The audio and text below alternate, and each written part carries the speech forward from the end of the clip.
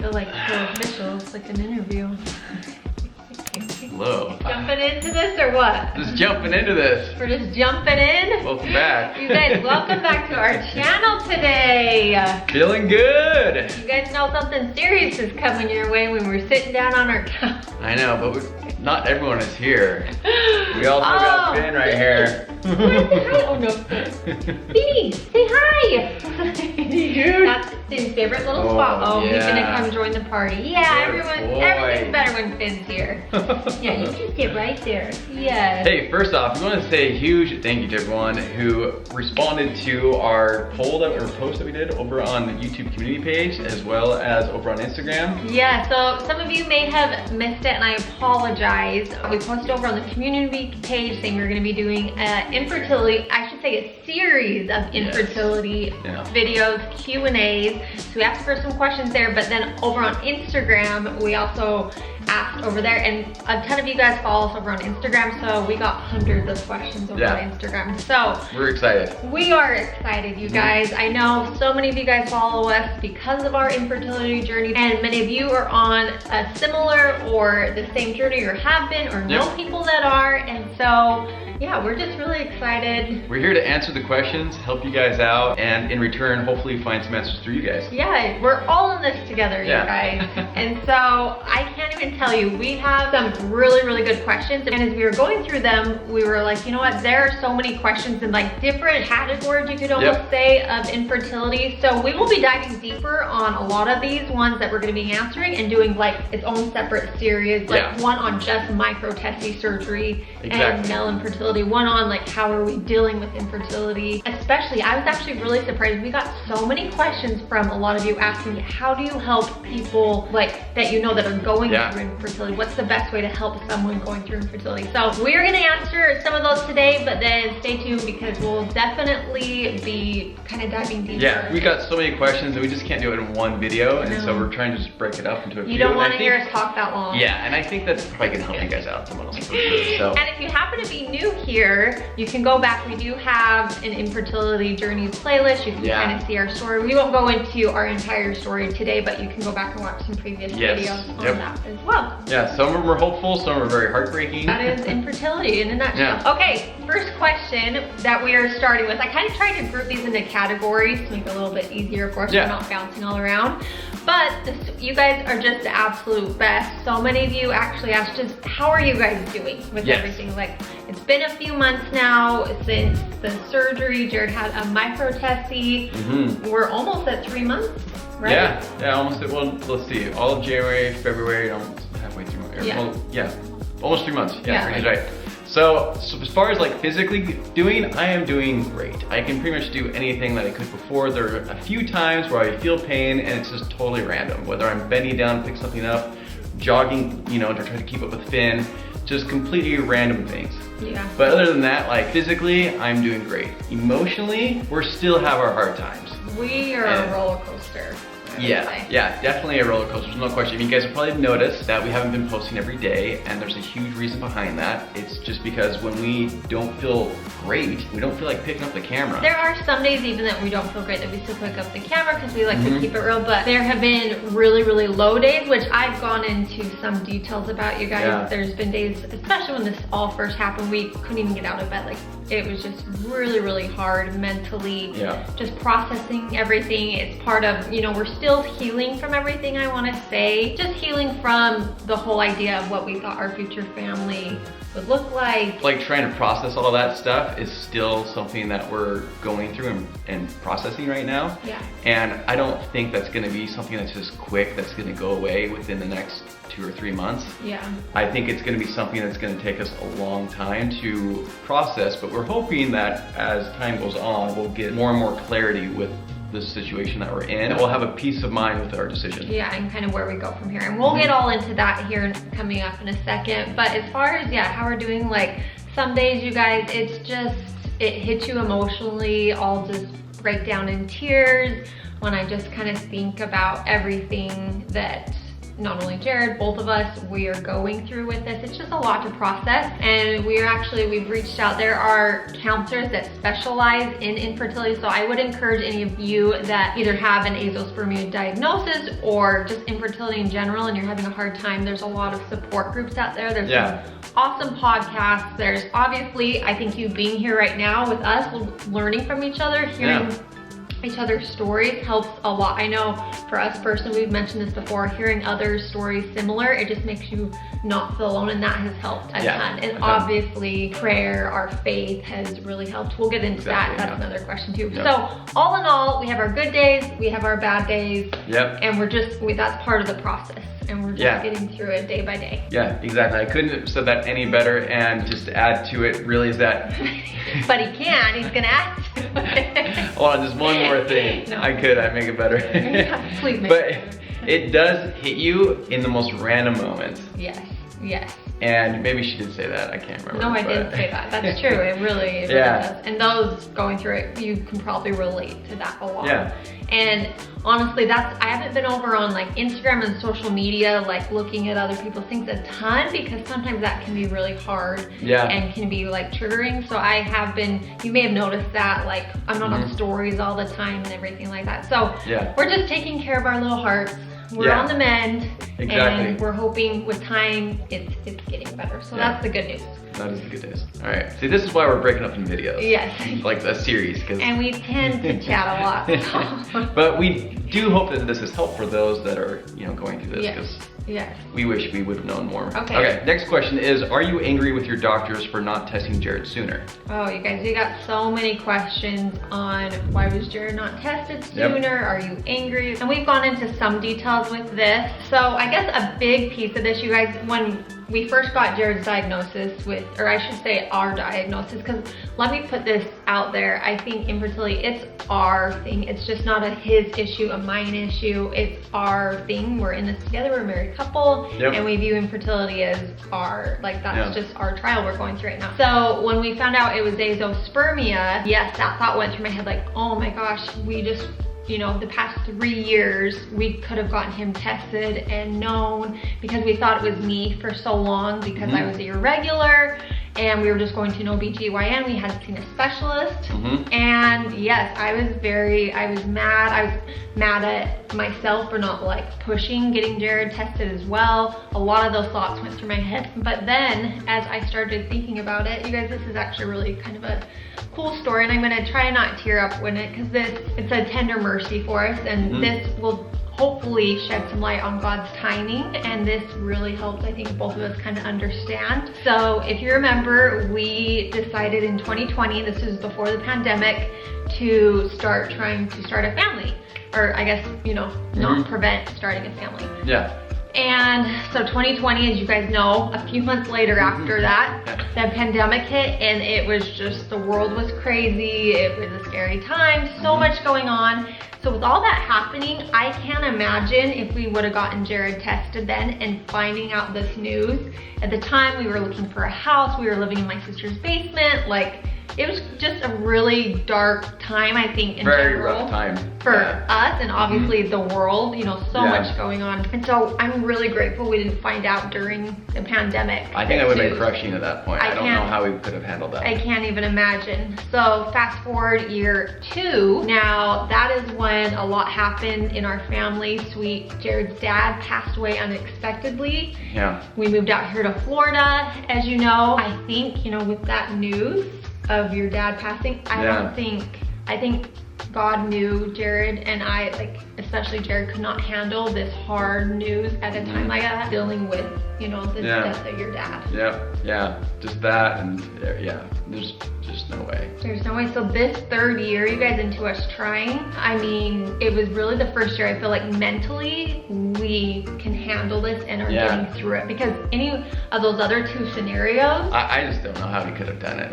Honestly, it would have been so tough. And also that first year, it's not like you know, you're thinking, oh, like what's going on, you know? You don't even Exactly. realize it until After that, because the first year they say after you try for a year, that's when you go. And I did. We went to my OBGYN. They put me, you know, they started looking into things. Then we moved out here. I got a new OBGYN who we were seeing virtually because of the pandemic. And it was just like the perfect storm of weird things. Yeah, everything you don't want, you don't want, but yet looking back, it's like a tender mercy, thinking it's a tender mercy, even though, you know, I had to get my blood drawn and go to, you know, different things. Doctor's visits, Clomid, but in all, you guys, it's a tender mercy that it happened when it happened. So anyways, there's our experience with that. So looking back, that's the silver lining for sure. This next question can actually be answered pretty darn quickly. It said, did we have any idea Jared had a problem before he got tested? No, I had no clue. Zero. Yeah. So Jared's azoospermia, it is genetic, so it's something he was born with, and he had no idea. And a lot of times with this condition, you don't know until you try and start a family of your own, and that's usually when it gets diagnosed. Exactly. And so, I mean, it doesn't run in his family. This is not a genetic condition that can be passed on. It's just a really rare genetic thing that can happen when he's conceived. That we had no idea. As you know, you can probably tell when you go back onto our videos, we were very much blindsided. Next question is, would you recommend getting a microTESE? Just got diagnosed with azoospermia and I'm trying to decide. Oh, first of all, our hearts go out to you. You're probably in a state of shock right now. We have been there and we know it's a very, very difficult diagnosis. So I'll let you answer that on the microTESE part. Well, first off, my heart goes out to you because I know what you're trying to do. You're trying to conceive a child with your spouse, and obviously it's heartbreaking when you find out this news because everything that you envisioned about like your future family is going to be completely different now. And so I totally understand what you're going through, and my heart goes out to you. As far as getting the microTESE, I say take your chances. It's 100% worth knowing you did everything you possibly could, even if it doesn't work out. Yeah, and I will say this, each case of azoospermia can be very different, so consult with your doctor. I would get a few opinions because I've heard different opinions from different doctors. We can recommend the doctor we saw highly enough, Dr. Trouse in Utah. He was amazing. I would say also it depends on the type you have, if it's obstructed, non-obstructive, everything like that. So that's my 2 cents. As far as recovery goes, it's a beast. It sucks, there's no question about it. There are some side effects, like your testosterone will be lowered quite a bit, and I'll have to deal with that the rest of my life. But if I could do it all over again, I definitely would. Another question we got a lot of is, do you feel relief now knowing the cause, as hard as it is finding out why you weren't getting pregnant? I would say yes and no, obviously. Like, yes, there's obviously relief knowing that we know the cause. It's a very hard diagnosis to deal with because beforehand, you know, we never even imagined this was gonna be the scenario, I would say. Like, we had never even heard of azoospermia, to be honest. And so it's a very hard diagnosis. So there's relief from knowing, because I know there's a lot of like unexplained infertility. So from that aspect, we're very grateful. And we do have kind of peace of mind. And like Jared said, even with the microTESE, you know, knowing that we've kind of gone the course, we know we have all of our answers. Yes, there's relief in that overall. Yeah, there is. And honestly, can't add really anything to that, so. Yeah, you can't make it that one better. I already kind of covered this in my previous answer to a question, but this question is, did you know in advance the microTESE would be so painful and such a hard recovery?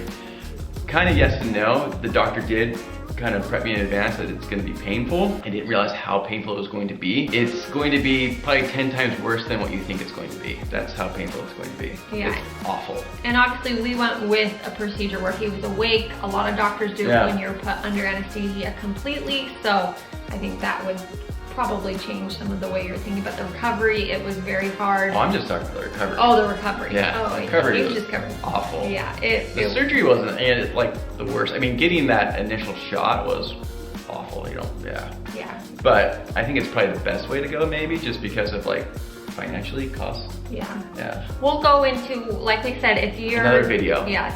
Like we said, you guys, there's so much to all this. So we'll go into just a microTESE video with all those details.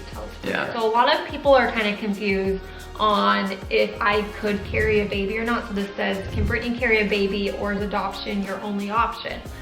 So, and we'll get into all of our options in another video as well, but yes, so We've talked with the doctor. I could carry a baby as far as we know. All my blood work and everything looks good. So if we do that, we would obviously need to go a sperm donor route.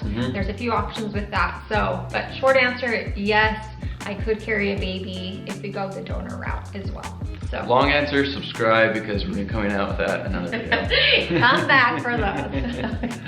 That was clever. Yeah, thank you. Okay. Okay, next one. Have you been able to maintain steadfast in your faith through all of this? That is a very good question. That's a good question. Yes. Short answer, yes. Long answer, it is extremely challenging. Yeah. And I will say this guy, you guys, I have been leaning on him a ton. Jared's faith in God's plan and timing and everything, he's been pretty much a rock, I have to say. And me, no, I'm teasing. Obviously, we both have really strong faith, but this has really rocked us. Yeah. And in the beginning, especially, guys, I had a really hard time with it. I was angry. I think those are all normal feelings. Yeah, and those are normal. It's normal. Yeah. I think with any trial in your life that doesn't go the way you're expecting, you're gonna feel, you know, the why me, why us, like why is this happening to us? There's kind of like a grieving process your body just kind of needs to go through, and that's kind of like one of the feelings. That's part of it. Yeah, that's part of it. So that's totally normal to feel that way. And I think one thing that has helped me kind of through this is obviously, you know, our faith in God and God's plan for us, and really just kind of putting it in His hands, because there's some days, you guys, it feels so heavy on your heart, and I've talked about this in previous videos, and I told you, I was like, I'm not gonna cry in this video. This is not gonna be one of those videos. So, right, because we ran out of tissues. Yeah. You gotta have some humor in this. I know, you really do. But I feel like the humor is what's made us through it. Yeah, it's definitely helped us. Anyways, you guys, but really just like relying on God, like you just have to hand it over to Him, you know? Like we cannot do this on our own, that is for sure. So it's been hard, there's been moments for sure, but we do have faith in God's plan for us. Yeah, this next question says, how do you stay motivated to keep going while struggling with infertility? No one around me understands. Oh, we feel that so much, you guys, and it's one of those things where unless you've experienced infertility, it's like anything. Anything. Unless you experience it, no one around you knows really how to like relate with it. No one knows. Yeah. And that's no fault of anyone's own. I think that took, when we first started with infertility, last year especially, I would get so upset when people would be like, oh, just stop, or just do this, or try and fix the solution. Yeah, just like a quick fix, like almost like a Band-Aid approach, and it's just like, no. Like you don't understand, you know, you don't get it. But it's like us, we don't understand things you go through, right? Exactly. And so. And like when you said, it's no fault of the person asking you. And that's something that we just kind of had to learn, is that they don't know. And so we can't fault them for not knowing. But in terms of staying motivated, I think the biggest thing for us is we want to be parents. Like we know within our hearts, like we want to be parents. However that's gonna happen for us, like that is our goal, and we want that, and we want to. And I also say, I think, you know, we stay motivated also by our faith, by trying to keep ourselves like healthy and active, by going outside. We keep ourselves motivated by having like good traits, by also, you know, trying to go out and have fun. You know, we recently went to Panama for a work of mine, which was super healing for us. Yeah. And so, you know, doing things like that has really helped us out as far as like staying motivated on this path of going through this process of infertility. Just connecting with others that have been through infertility. So here on YouTube, you know, social media, there's podcasts, just hearing other people's stories and knowing like there's success, and you know, that keeps me at least motivated, knowing like, okay, we're not the only ones, people go through this, we're gonna get through this, and that even if there's not success, there's the fact that you have like the support group with you. And even though if you don't know any of them, it's just nice to have that support group. Knowing that people know and they understand, and you can connect that. Like Brittany has a support group that she's on over on Facebook. She doesn't know any of them. But it's just super nice to have them. Yep, exactly. So the next question, we touched on this a little bit. How can we help people we know going through infertility? You guys, we probably got over 50 messages of you guys asking this, and I love that you're asking this. because like we said earlier, you know, people, I think in general, people want to help others that are struggling with infertility, but sometimes you just don't know what to say. And for me personally, I will say sometimes it's best just to let them know that you're thinking of them and like, hey, I don't fully understand what you're going through. I know you're having a hard time, but just know that we love you. I'm here for you. Even let them know, you know, I know maybe if you ever want to talk or if you don't, like, totally up to you. Just check in with them. Let them know that you love them and you're there for them and you're supporting them, you're praying for them. That's honestly all you can really do, because I think a lot of the time people want to think they need to help fix or provide solutions or opinions, but sometimes you just need to let them know that you're there for them. Obviously, people have sent really sweet gifts, and just the gestures of love have meant the world to us. People just saying they're praying for us means the world. I think that's the basis. It's just letting them know you don't really understand, obviously, but you love and support them. You love and support them. I think that is the biggest thing you can do for someone going through infertility. Don't try and be their doctor. Don't try and diagnose them. Like, just be there for them and love them. And with us, you know, like us sharing our experience is, we hope, is helping others, especially with milk factor infertility. Most guys just don't talk about it. So we hope that this helps you guys out there. And this kind of leads right into that. This next one is, do you ever regret sharing? What made you decide to share? So short answer is no. I do not regret 1 second for sharing. You guys, infertility is so hard to go through.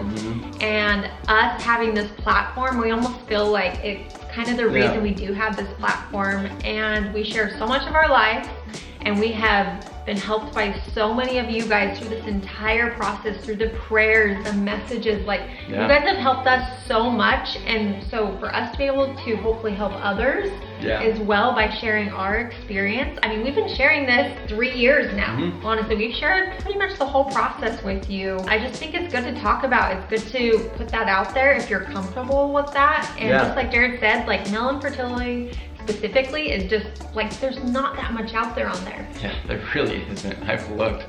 And Jared has looked, and it was really cool. He said from the get-go with this, you know, if I can help other guys going through this, feel not alone, like, he wanted to do that, which I just love this guy for that. So I definitely want, you know, you guys to let you know out there, we're praying for you, we're pulling for you, and hope that your guys' situation's more successful than ours. And even if it's not, we're here for you. We understand. We love our community, guys. We love all of you. Last question. And this was definitely the most asked, expectedly. We knew this was gonna be. So what are your next steps in expanding your family? So you guys, that is such a loaded question. That's a massive question. We are gonna do a vlog just on that, because there's a lot of avenues we could choose to go down. And I guess the short answer right now is we are diving into that as we are starting to get, you know, a little better and better, feel better about where we're at with things, be in a better mindset with things. As we're getting stronger and get more clarity, we're doing a lot of research, because there's so many different paths we could go down, which we're so grateful for. And we just really want to make sure we choose the right one for our family. It's such a personal decision as well, and there's so many factors that go into it. So we will be answering all of that, but just know right now we're feeling better in a place. We're looking at all the options, and stay tuned for a video on, we'll dive into all of those options and kind of what we're looking for. In short, there are a few options we can choose from, but each one of them are very loaded. And so we gotta know which one we want to go with. So this video is already so long, you guys, but we will dive into that. You guys are so sweet for always just thinking of us, praying for us, messaging us. Just the love we receive from you guys. We can't thank you enough. Seriously, we love you guys, and we hope that this borderline video podcast has helped out you guys, because we're gonna be coming out with more. And if you guys, I know some of you guys did not obviously see that community post, so if you have other infertility questions in any category, drop them below. We will make note of them so we can include them in our infertility. We're gonna call a little series, because we'll kind of do some deeper dives into each of these sections like we mentioned. So with that, we've put Finn to sleep officially. Just woke him up. Might have put a few of you to sleep, but sorry about that. But we love you guys. Yes, we love you, and we will see you all next time. See you guys. Bye.